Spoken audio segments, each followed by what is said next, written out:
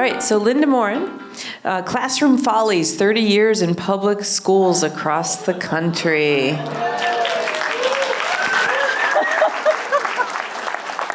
I'm still here. Okay, we are ready. Yeah, I never wanted to be a teacher. Furthest thing from my mind. But at my graduation, I was the first person in my graduating class to have a job in March of that year as a teacher, which I didn't want. But as my poli-sci professor said to me, Miss Lemke, how bad can it be teaching in Hawaii? Well, he did have a point. And you'll see this is my high school, Baldwin High School in Wailuku, Maui. Great place, 6,000 miles from home, middle of the Pacific. Great community, great mentors, because I did not have a clue as to what I was doing. So it was just a wonderful place to start. But man, did I learn lessons. To get to that school, I had to get through student teaching. And twice during my student teaching experience, it was suggested that I look for something else for a career. So yeah, the old civics books and my second day of student teaching. I'm talking about jails and prisons, and you know, in methods classes, they always say, get the kids involved. So it was like, anybody here been in jail? Hand goes up. And you know, the lawyers say, never ask a question you don't know the answer to ahead of time. I said, oh, what'd you go to jail for? Statutory rape. So like I said, I had no clue. Walk into class with this on the board. My big high school football players are sitting there. And it's like, oh my God, don't let my principal walk in. What do I do with this? I don't know. So I go up and I erase the O, and I put the U in, and I turn to them and say, if you're going to use it, at least spell it correctly. I got involved with the faculty, with the students. This was a pep rally, and you may remember going to pep rallies that teachers would perform. My knees have not worked like that in decades, decades. But it was a great place to learn. And I had wonderful, wonderful students. My second year, one of the students came up to me. We had a group called the Asian and Pacific Affairs Council. And she said, we want to do something this year because we're still in Vietnam. What can we do? I said, well, let's think about it. So from September to April, we planned on World Peace Day. And the kids arranged for students to come in from other islands. We just had a great big gathering. It was wonderful. The second year, they said, well, what should we do now? So they came up with the UN Model Environmental Conference, which was great. It hadn't been done that.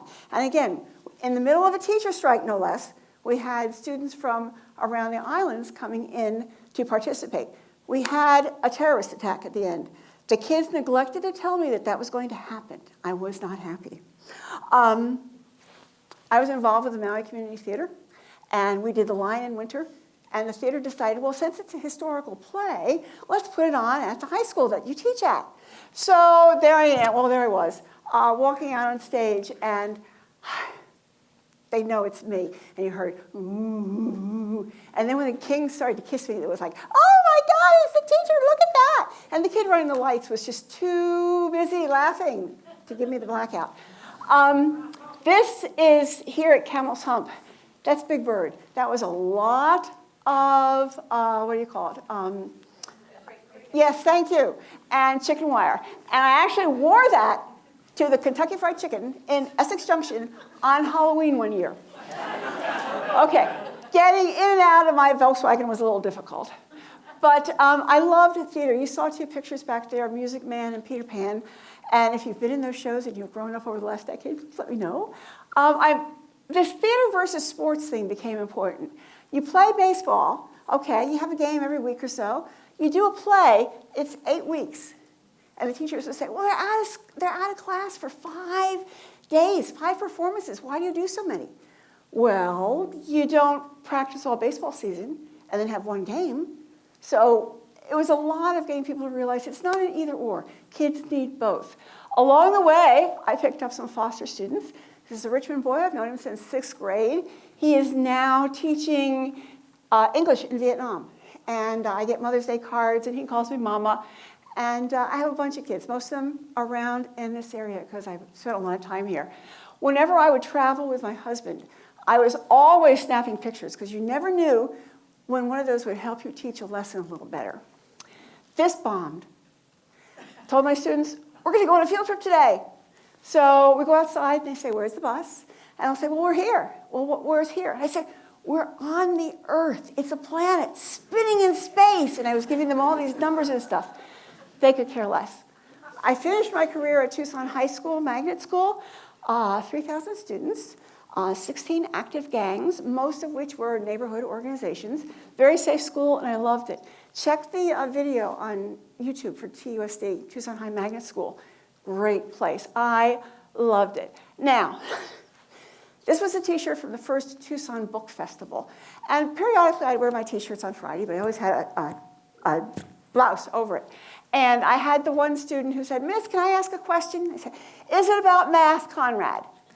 Well, sort of. Okay. So he said, Miss, is that word on your t-shirt vagina? I couldn't help but laugh. I said, no, Conrad, it's imagination. But you just never know. And I said to him, yes, it's funny, but it's really inappropriate, as I'm still giggling. The previous slide was I figured I spent 35 24-hour days over my career marking papers. Okay, if you're going to use tools with kids, especially third graders, know what they do. We were going to be making something with plaster of Paris, and I figured, I'll get this ready ahead of time.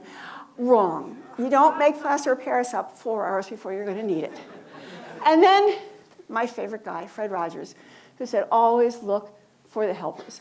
And I got to tell you, one of the things I came to realize after all those years of teaching is that we are first responders as teachers. We may not go into burning buildings or fight fires, but we're there when your kids need answers to questions.